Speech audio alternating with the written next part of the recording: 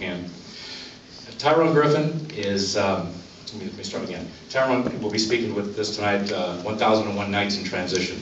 And I like to say some of you hopefully are on the other side of 1001 Nights, and hopefully you won't have to go past that number. But if you do, some of us have done that, you know, it's not the end of the world. But some good news is, and Tyrone's going to talk about, is after spending 2 decades in one industry, Tyrone was able to successfully change to a new industry and start a whole new career. In between, he found himself in transition. He found that in addition to looking for jobs, transition is a journey of the mind and spirit. Many are on this journey, but are not openly talking about it, and this journey probably had more impact on our progress than do the tactics of selling and promoting oneself. And Tyrone decided to try to help others on their journeys, and using humor and stories and a positive message, he gives motivational presentations, writes blogs, and produces a podcast to inspire others to keep going in job search. Let me tell you a little bit about his background. Again, Tyrone Griffin is a web and internet marketing operations and analytics professional at Intercontinental Hotels Group, IHG. They're down there on the perimeter, if you're familiar with. I was fortunate to meet Tyrone when he was in job search, and he came to Pisgah and helped with the Career Angels program with the Hiring for Hope with Teagan Acres Group. And he was a really fantastic person, so we're glad he came back to talk to us tonight. A little bit about him professionally. He's a finance and operations manager. His experience in specializing in strategic planning, data analytics, trend analysis, and helping the business side and IT communicate to improve business reporting. He's skilled in strategic planning, developing teamwork, and creative problem solving of complex business challenges. He's an accomplished public speaker and social media developer, and able to connect with audiences and deliver messages that are motivating, timely, relevant, and interesting. Also, a little about his background, so we get the right stuff here. Tyrone also, besides working at IHG right now, he also owns his own company called 3dresumes.net. He's a member of the Atlanta Employer Committee at the Georgia Department of Labor.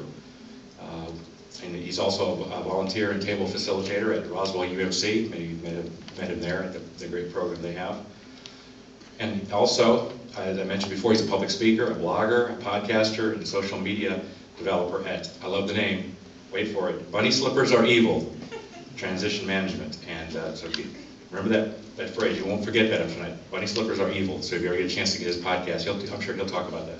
He also worked professionally at companies such as Kaiser Permanente, Amerigroup, and Aetna. And lastly, Tyrone has an MBA in finance from the University of New Haven, and also got his bachelor's degree in accounting from Southern Connecticut State University.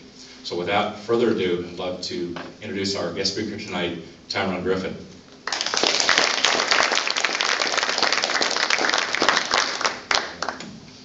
Thank you very, very much for that introduction, Ray. Thank you to Ray, Richard, and to Andy Reed, who I met tonight. And first thing she said to me was, "I'm a girl." I said, "Yes, you are." See if we got everything up. Okay.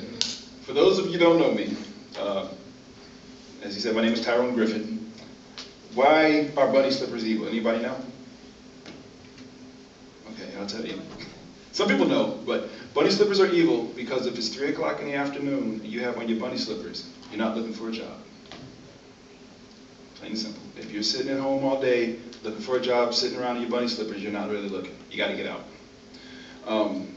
As Ray said, I spent 15 months in transition. 15 months and 5 days to be exact.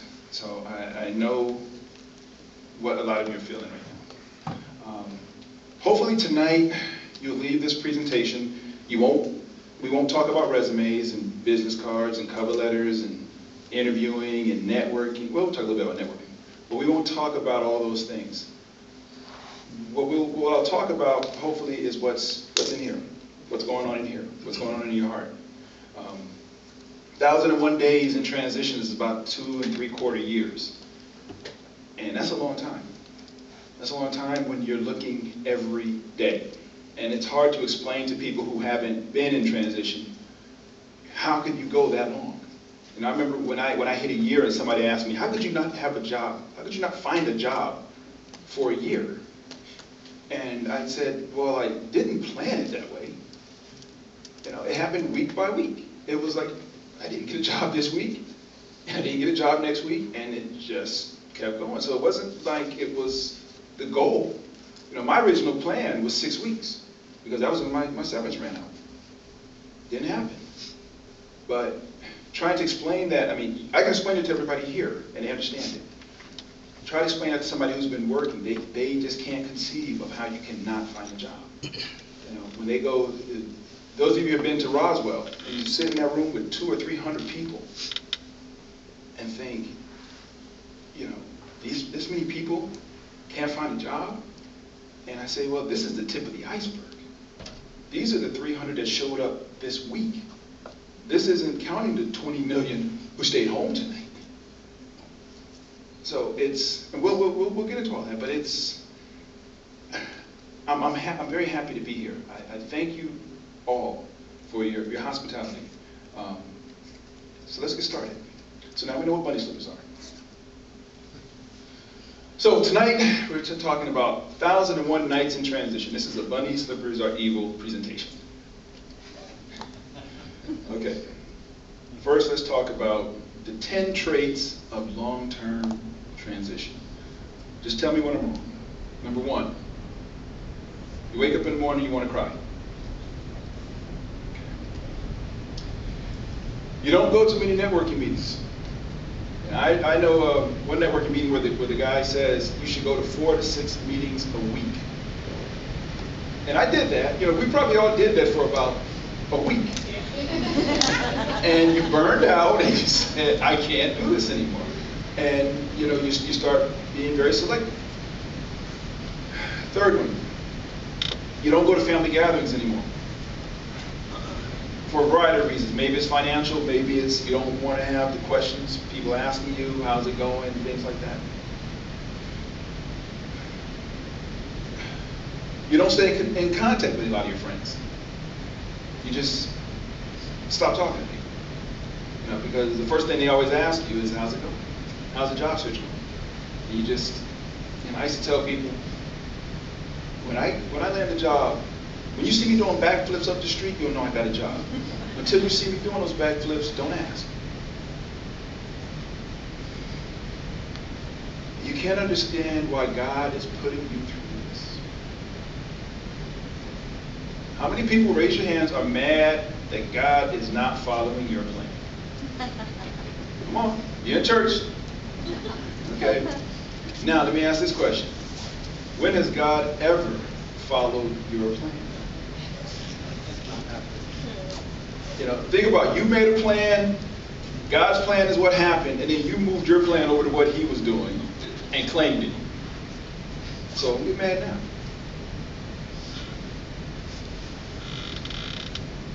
You feel like your life was a dream, and then you woke up.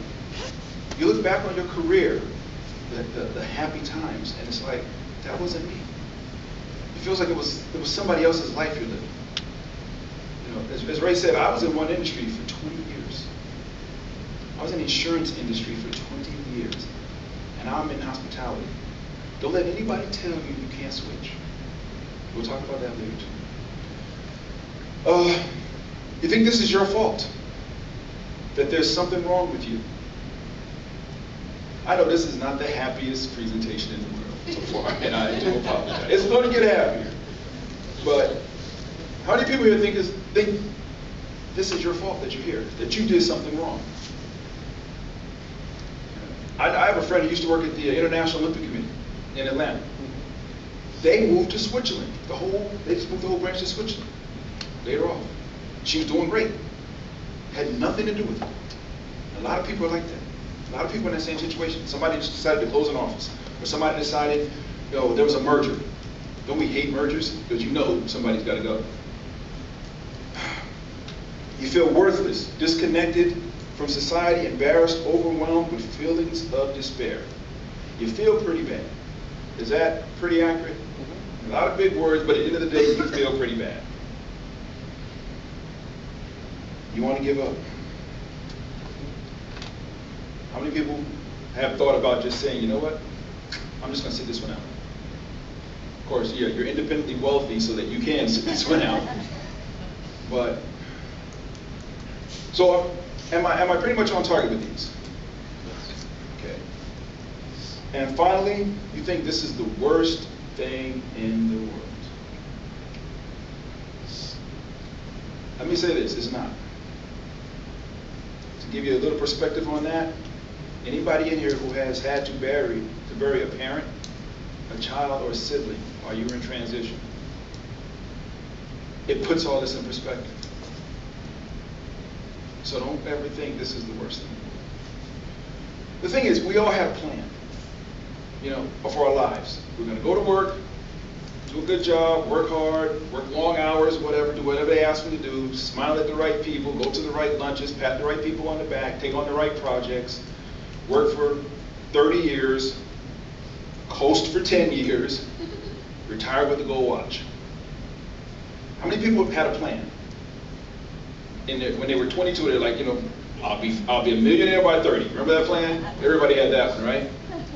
Well, there was a great philosopher who says something about plans. Everybody's got a plan until they get hit. Mike Tyson said that. So those of us old enough to remember when Mike Tyson was a real fighter, everybody got in the ring with Mike had a plan until Mike hit him. And then it was funny how everybody's plan went out the window. But the point is, that's what's happening to us. We had these great plans and we got hit. What do we do about it? Anybody remember this movie? Boys in the Hood. There's a scene toward the end of the movie. For those of you who never saw this movie, it's about South Central Los Angeles. It takes place in the 80s. And there's a lot of crime going on here. And the rest of the country is not really talking about it. And that's what I feel like transition is. It's this really bad thing going on in the country, and the rest of the country is just going along like everything is fine. They're saying, oh, the economy is getting better. The unemployment rate is down to 8.2%. Well, we all know it's really about 17 or 18%. You know, we all know that there's so many people who aren't being counted anymore. But in this movie, there was a lot of crime in South Central Los Angeles, and the rest of the country was pretty much ignoring it. And that's, you know, again, that's what transition is like. And Ice Cube, back when he was a rapper, he said, his character said this, he said, people don't know, don't show, or don't care. Don't you feel like that? You know, that you're going through this and everybody says, oh, the economy's getting better, everything's fine. You know, you look at TV and you see these shows. Here's one. Housewives of somewhere. I don't even know which one this is. It's a show about people that got more money than sense. And every week they just go on there and complain and argue about the dumbest stuff. You know, while they're getting $500 an hour salon treatments. And you're sitting there going, that salon treatment would feed my family this week. But it's like America moved on and just, oh, it was bad in 2008, 2009, now it's better. Let's move on. There's another show I watch sometimes. I watch probably once or twice, honestly. Anybody heard of Susie Orman? She's a financial advisor. Yes. I have a lot of respect for the woman. I've read a couple of her books. Very smart woman. She has a show on CNBC, I think, and one of the segments is Can I Afford It? Where people call up and say, hey, Susie, I want to buy, and it's usually something stupid. And she tells them, well, show me the money. They talk about what they have for retirement, and this and that, what they have in debt. And she tells them if they can buy whatever this dumb thing is that they want. Number one, if you have to call a stranger to ask them if you can afford something, chances are you can't afford it. Number two, and everybody in this room, before you buy your next big purchase, whatever it is, tell me if I'm wrong, you will make sure that you have in the bank enough money to last you the rest of your life. Once you've been through this, you realize how precarious, exactly, this is.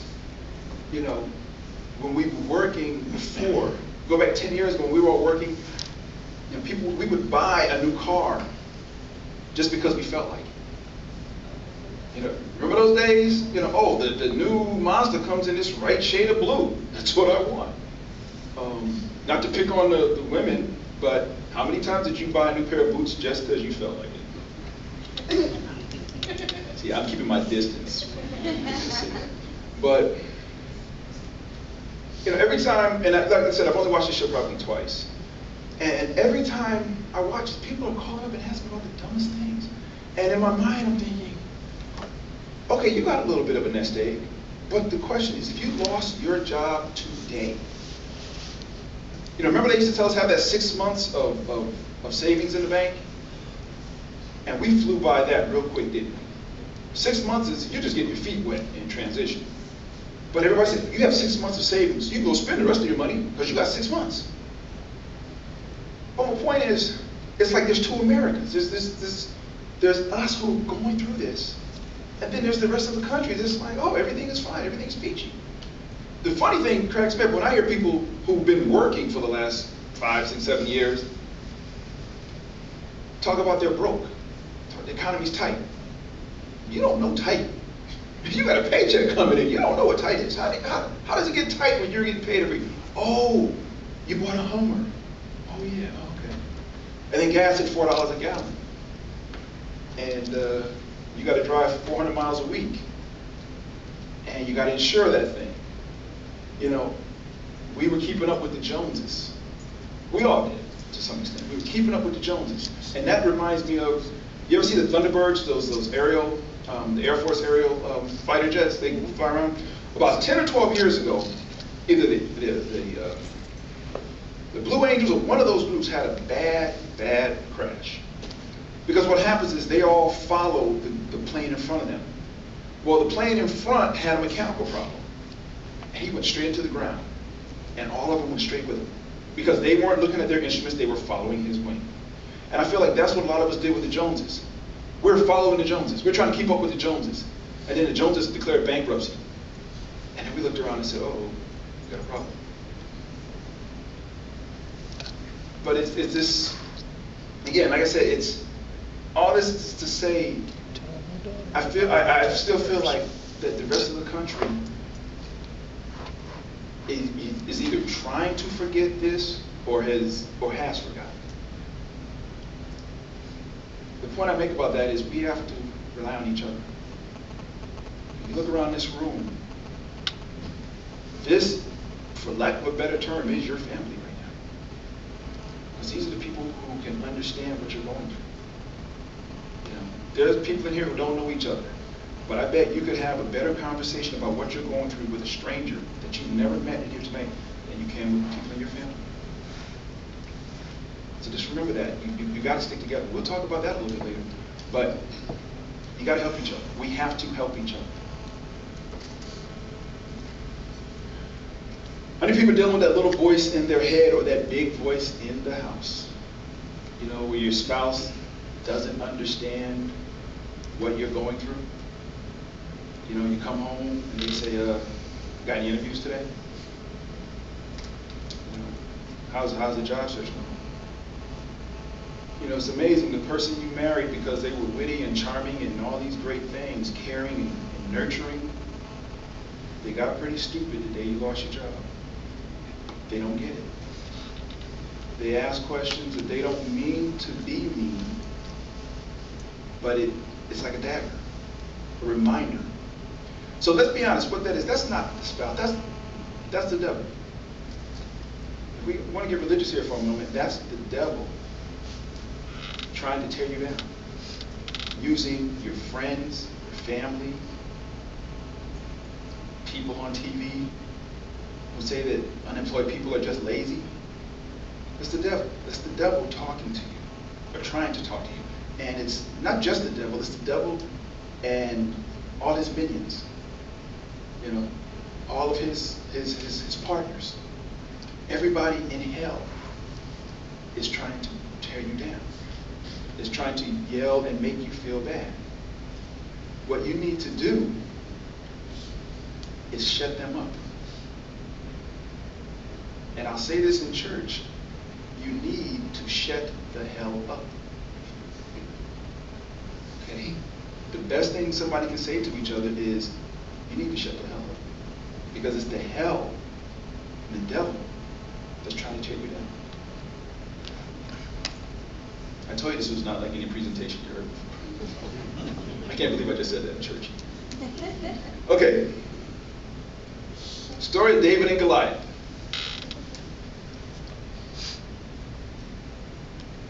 You tell which one is David and which one's Goliath, right? Okay. The thing about the battle of David and Goliath, and this is one of my ministers at my church said this a couple of weeks ago, and it stuck with me. He said, Goliath, big guy, looked down at David and said, he's too small to win. The problem was that David looked at Goliath and said, he's too big to miss. And that's how you got to be. We all are Davids. Transition is Goliath. But you can't be afraid of it. You have to attack it. I just want to show a picture of a big fat guy. Attitude, attitude, attitude, attitude. It's everything. It's everything.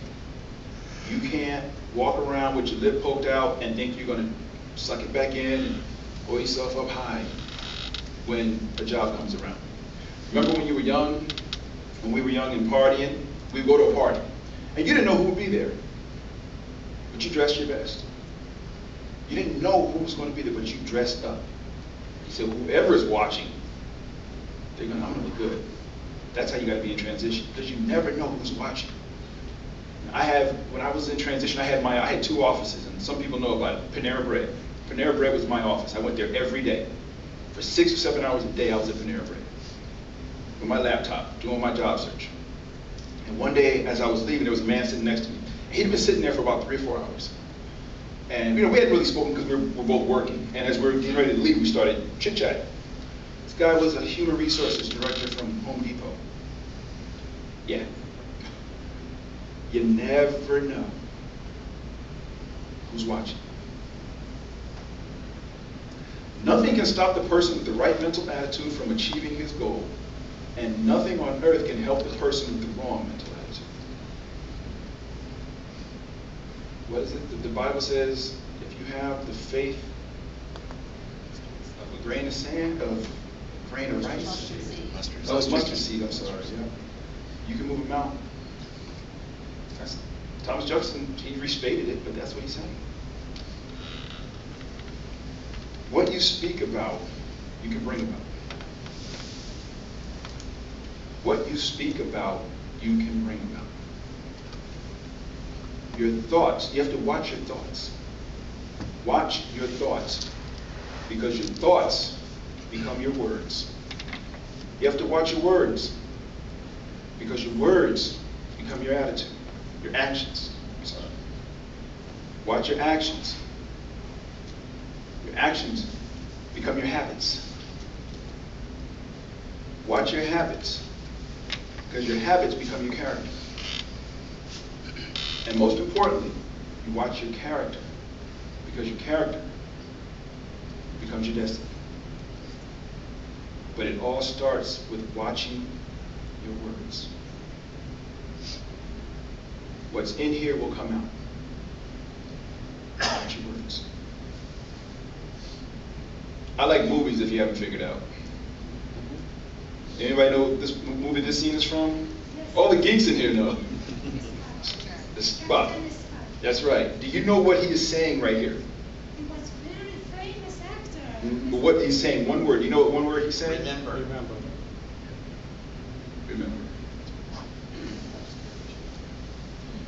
Remember when you let nothing stand in your way, no matter how crazy it seemed. Remember? You were young and you're a teenager maybe, and your parents said you can't do that. You're like, I'm going to try anyway.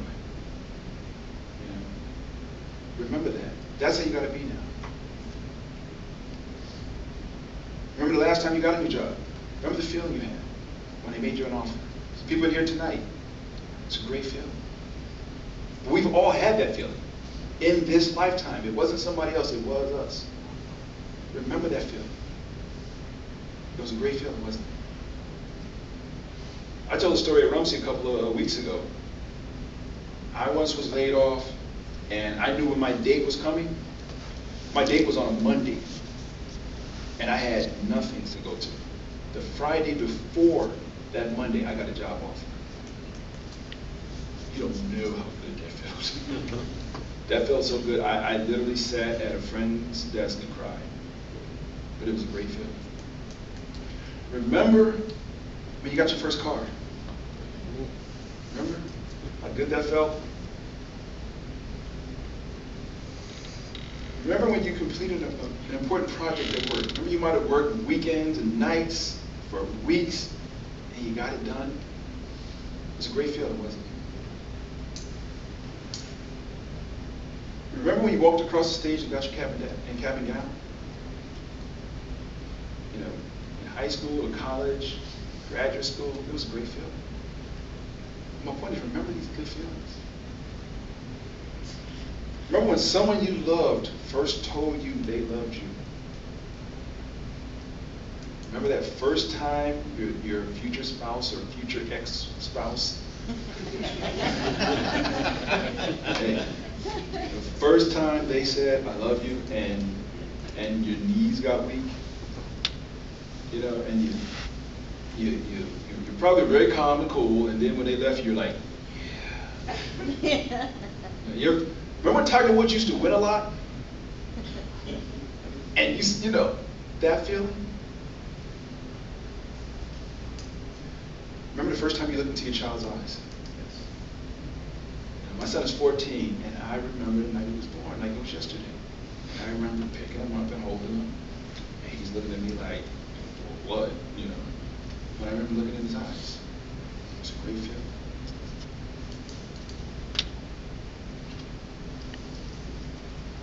Your life is full of accomplishments. Your life is full of accomplishments. Richard Pryor used to have this joke. He said, you don't get old being stupid. You don't. A lot of young people, dead. Young, dumb people.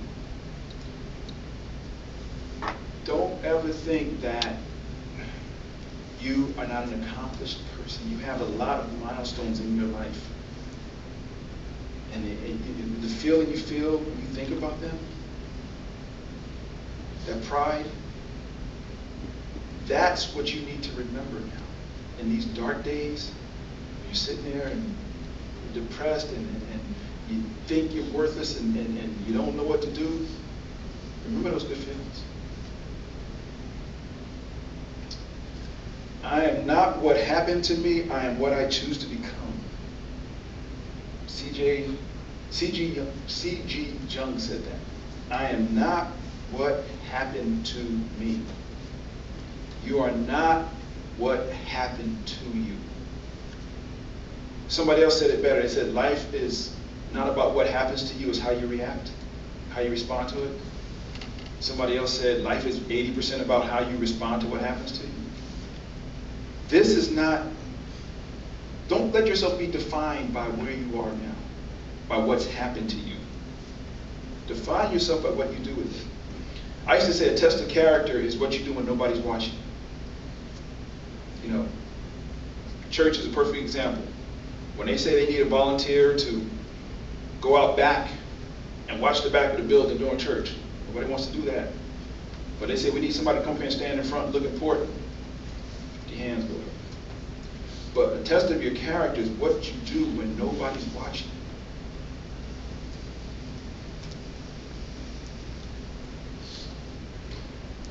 Geese.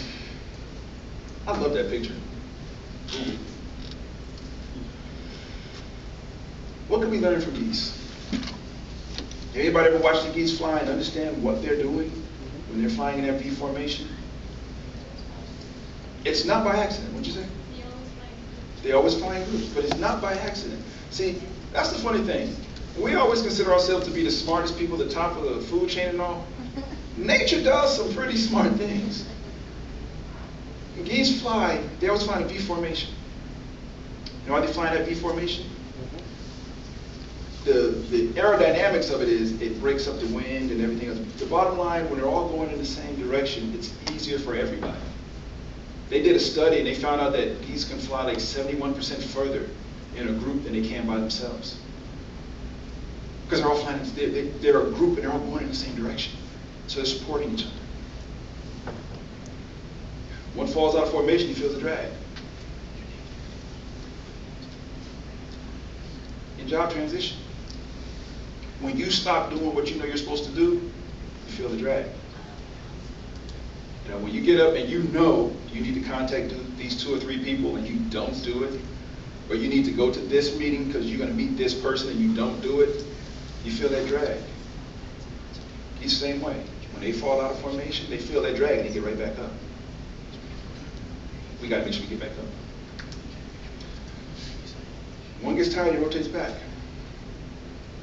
Sometimes you need somebody to help you. You know, we all want to be that geese in the front, in the corner, at the point. We all can't be that geese. But as a group, we need to make sure that we're helping each other. You know, when you start slowing down, somebody encourages you to keep going. They hump from behind. That's encouragement. Encourage each other. That's what you need to do. Encourage each other. Okay? Just say, hey, how you doing? Keep going. Sometimes when somebody just comes to you and says, hey, keep going, and walks away, it's the best thing in the world. Because it's funny how that happens just at that moment when you need it. When you need somebody to pat you on the back, somebody will pat you on the back. When geese fall in formation, 2 geese go down with them. This is interesting. 1 geese can't make it, goes down.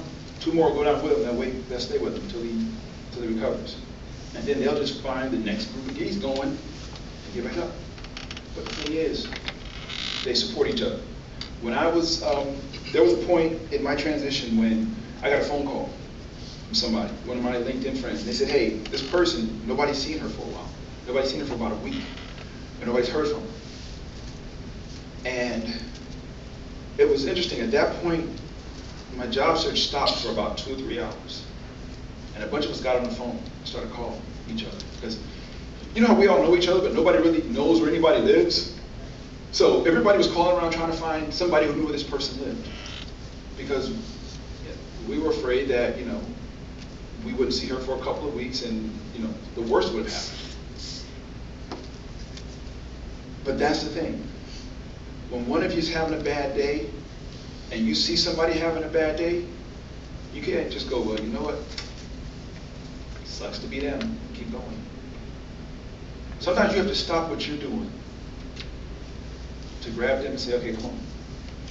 You know, you've heard, everybody's heard the parable about when Jesus and somebody was walking on the sand, going through their life, and in those rough parts of their life, there's only one set of footprints, because that's what Jesus was carrying. That's what we got to do for each other. Somebody's going through, I know you got to get a job. I know you got to look for a job. But, and Richard probably tell you, my philosophy when I was out there looking, it came to a point where I said, you know what? I'm going to help everybody I can. I'm going to let God take care of me. You know what? I know what I'm supposed to do, but if somebody needs my help, I'm going to help them. God's looking out for me because I trust him. Trust God. Okay? Don't be so focused on you that you forget everybody else. Because transition is really not about you. Try to help as many people as you can. Because guess what? If everybody in here try to help everybody else in here, think about each of us would have 30 or 40 people working for us. Think about that.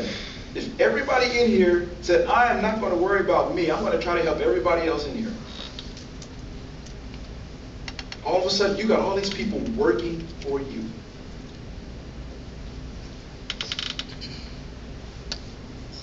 Get busy. Stop saying you trust God and start trusting him. Okay, throw up and swallow. Now, that sounds pretty gross. Let me explain what that means. Throw your hands up to God and swallow your pride. I could have said swallow and throw up, but it didn't sound the same. Get out of the house every day. Rain, shine. We don't have snow. We don't have sleet. Get out of the house every day. Even if it's just get out and go walk around the block. Get out of the house every day. Commit to reach out to one person on LinkedIn or reconnect with somebody from your network every day. I know you say, well, I don't have time to do all this. I got to look for a job. But everybody's heard everybody say that most jobs are gotten through networking, right? This is networking. This is not blindly applying for jobs all over the place. This is networking. I mean, I've had those days where I applied for 10 jobs, and I was one of the lucky ones. I got all 10 rejections. Sometimes you apply for a job, you got nothing. And you're wondering, oh, did it go through? I literally know one person who got one more rejection than a job they applied for. They actually got a rejection while they were still in the process of filling out the application. Yeah, that hurts your pride. You know, when they take an initial look at you and say, look, don't even finish. Just you know, you really hit the back button. No, just close the window. And that's a true story. That's a true story. Apply for one job a day. Now, everybody in here is saying, man, that's a lot of work. People who are not in transition go, one a day, that's all? Really? Apply for one job a day, but for every job you apply for, find 2 people in that company that you can talk to that can help you get to the hiring manager. Now that one a day becomes a full-time job, doesn't it? Because it takes 2 minutes, or well, depending on what the site is. But you got to spend the rest of the day trying to find 2 people, and you got to do it again tomorrow. Hey guys, I'd never say transition was easy. It's hard work. It's the hardest working, lowest paying job you will ever have. Exercise every day. If you can go to the gym, fine. If you can't, walk around the block. Sit-ups, do something. Exercise every day. You know, I talk about the freshman 15 when you go to college and you gain that first 15 pounds your freshman year. Transition's got a 15 or 20 or 30. It's very easy to sit in the house and everything closing on you. Get out of the house. Go exercise. Do something. Be active. Try to help one new person every week with your job search. Remember I said try to help everybody in here? No. Pick one person. Pick one person. Everybody's got a stack of business cards that they collected at all the networking events they've been to. Randomly pick one of those cards. Call that person or email them and just say, hey, is there anything I can do to help you? Simple.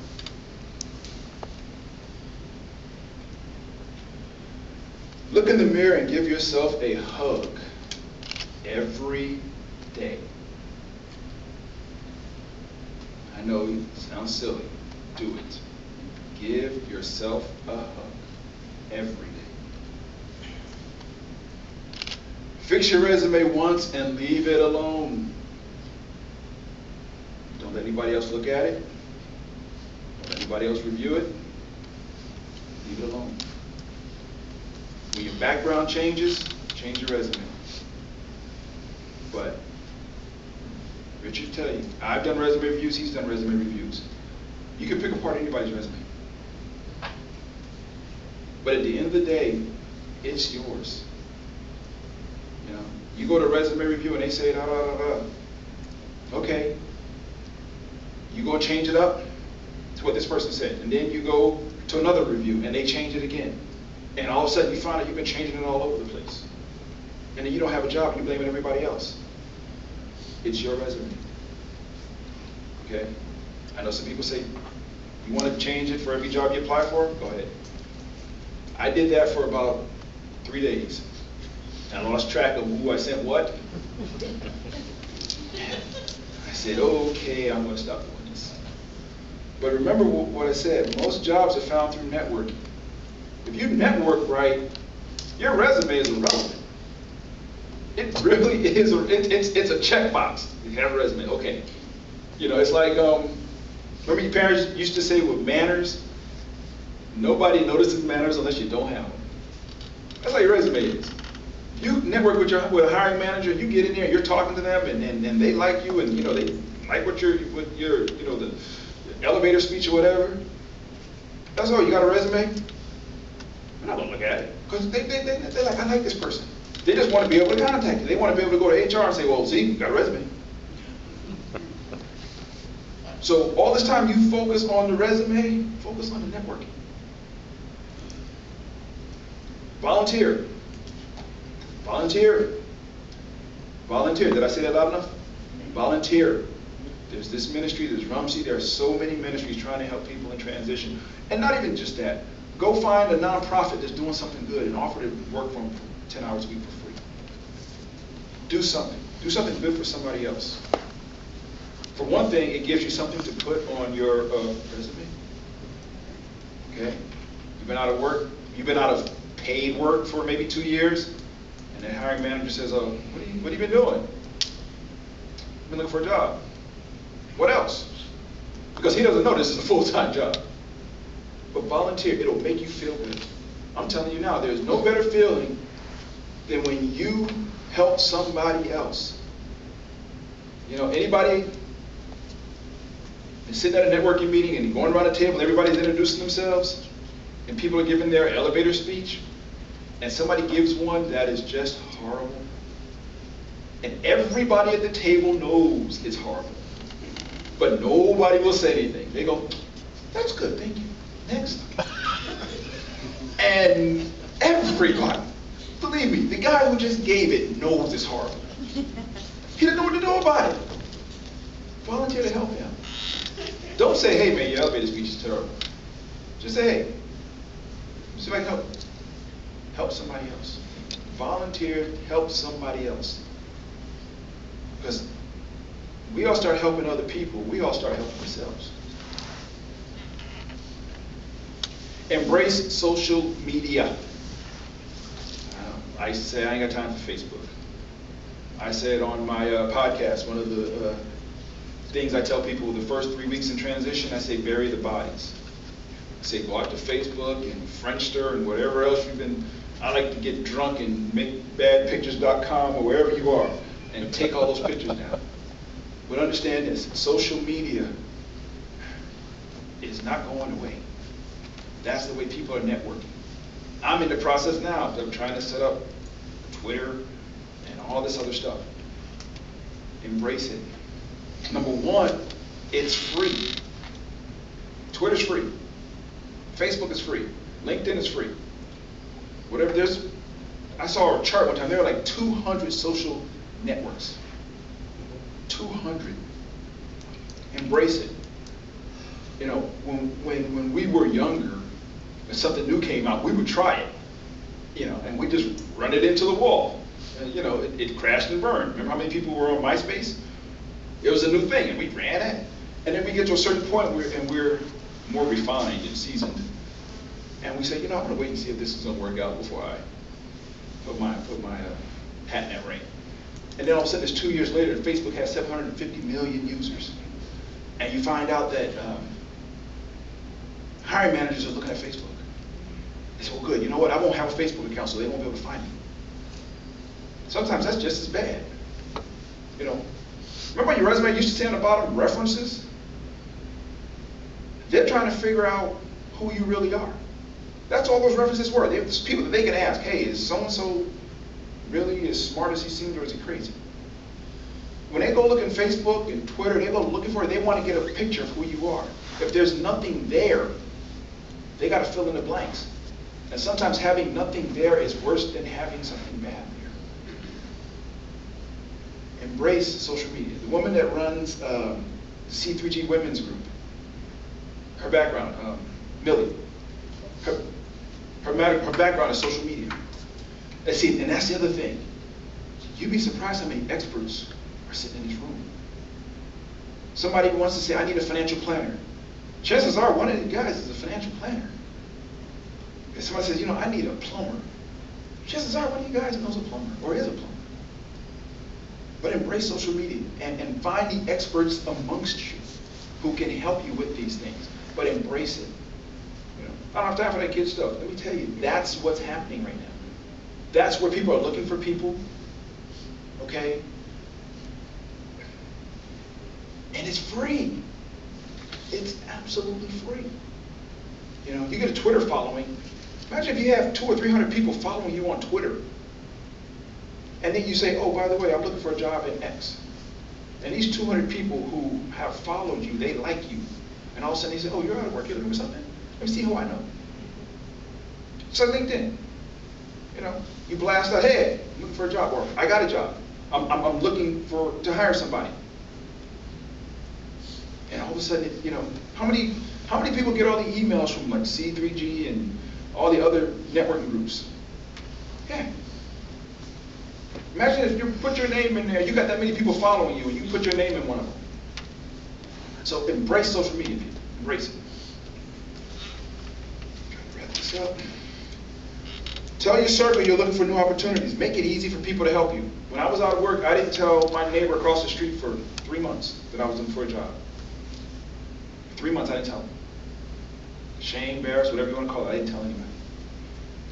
Stop being that way. Just tell everybody. Let everybody know. And remember this, your friends and family, they love you and they want the best for you. They just don't know how to express it. That's why they ask dumb questions like, how's your job search going? Because they just don't know. All right? They just don't know. Get busy. Until you value yourself, you will not value your time. Until you value your time, you will not do anything with it. Value your time, people.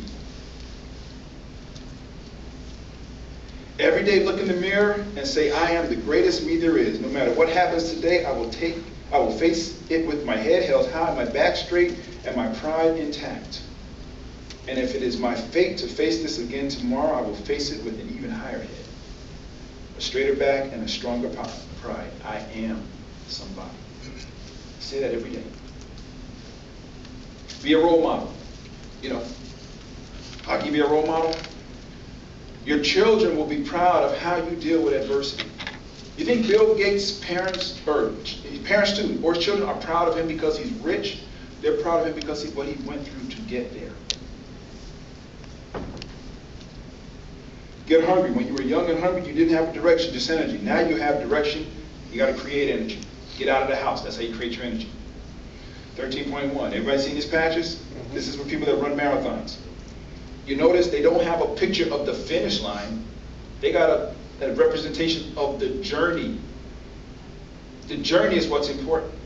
Don't worry about when you're going to get a job when you get a job. Worry about dealing with this journey.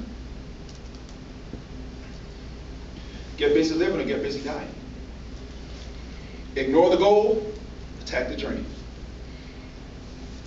Make them work hard to overlook you. You know, they don't want to talk to people in our age group. Make it hard for them. You know, I gave the example. One time I told somebody, I did it on my podcast. I did a show about for baby boomers. I said, you know what you do? Keep showing up. It's like the civil rights movement. People showed up and got hoses turned on them and dogs turned on them, and they went home and they bandaged up. And what did they do? They showed up again the next day. If you say, well, they're not going to hire me because I'm old, because I'm tall, because I'm short, because I'm whatever, they win. If you're not going to hire me, then I'm going to make you not hire me every day. I'm going to show up every day. And that's the attitude you got to have. Because you will wear them down. And it's okay, come on. And all kidding aside, if somebody in here did that and they got a job offer from that, would you not take it? Shit, you take it. Doesn't matter how you get in the door, you get in the door. Forget about age, gray hairs, wrinkles, all that, forget about it. The longer it takes, the harder it gets, and the stronger you fight.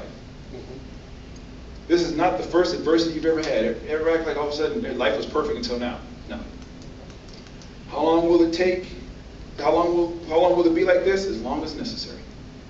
Period. As long as necessary. The brick walls are there to stop the people who don't want it badly enough. This guy, Randy Pouch, I think his last name. This guy wrote the last lecture.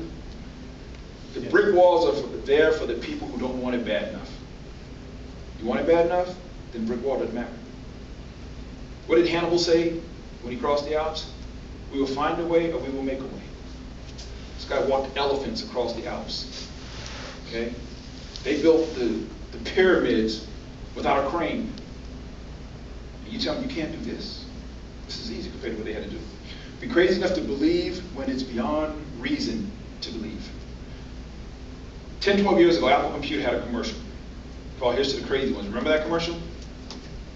Here's what it said. It said, here's to the crazy ones, the misfits, the rebels, the troublemakers, the round pegs in the square holes, the ones who see things differently. They're not fond of rules. They have no respect for the status quo. You can quote them, disagree with them, glorify or vilify them, but the only thing you can't do is ignore them.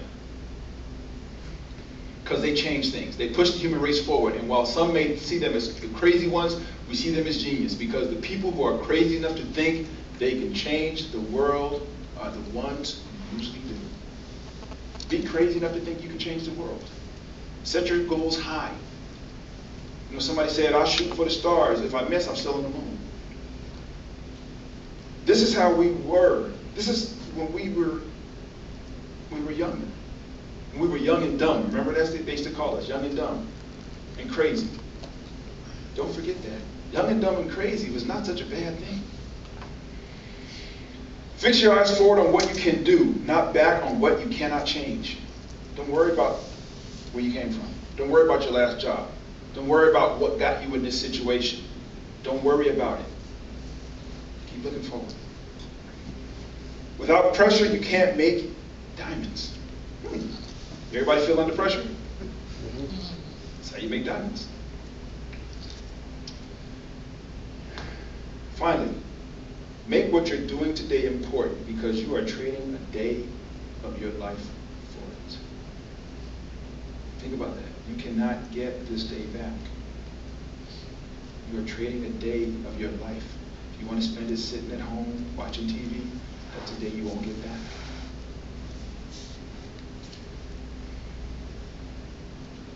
So with that, I thank you very much. Thank you for listening. I hope this has been helpful. I told you in the beginning, this is not like any presentation you probably ever heard. My goal is to make you walk out of here feeling energized and enthused and can't wait for tomorrow morning when you can get up and run out and deal with transition. Again, thank you. God bless.